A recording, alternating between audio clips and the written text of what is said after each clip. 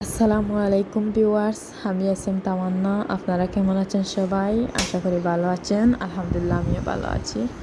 আজকে নিয়ে এলাম আলু ভাজির রেসিপি। সবাই কম বেশ পারো, তারপরও আবার আমি আমার মতো করে বানিয়ে দেখালাম। এই তো কড়াইটা বসিয়ে দিলাম চুলোয়, তেল দিয়ে দিলাম। তেলটা গরম হওয়ার পরে একটু পেঁয়াজ কুচি আর 3-4টের মতো কাঁচামরিচ দিয়ে দিলাম। তারপর এগুলো ফ্রাই হতে হতে তার মধ্যে একটু হলুদের গুঁড়ো দিয়ে দিলাম।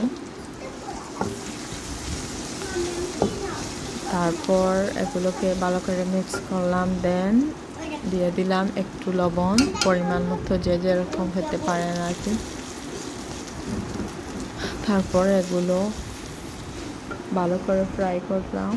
দেন একটু পাঁচফোড়ন দিয়ে দিলাম। আলু ভাজিতে একটু পাঁচফোড়ন দিলে একটু ভালো লাগে বা ভালো একটা স্মেল আসে।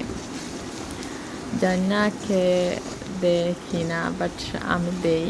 আমার ভালো লাগে যে কোনো ভাজিতে একটু পাঁচফোড়ন দিলে ভালো লাগে, একটু অন্যরকম ফ্লেভার আসে। তারপর আমার পেঁয়াজগুলো ভালোভাবে মশলাগুলো ফ্রাই হয়ে গেছে। দেন আমি আলুটা একটু ঢেলে দিলাম। আলু কুচি কুচি করে কেটে রেখেছি। তারপর এর মধ্যে ছোট্ট একটু বরবটি ছিল, এটা মিক্স করে নিলাম।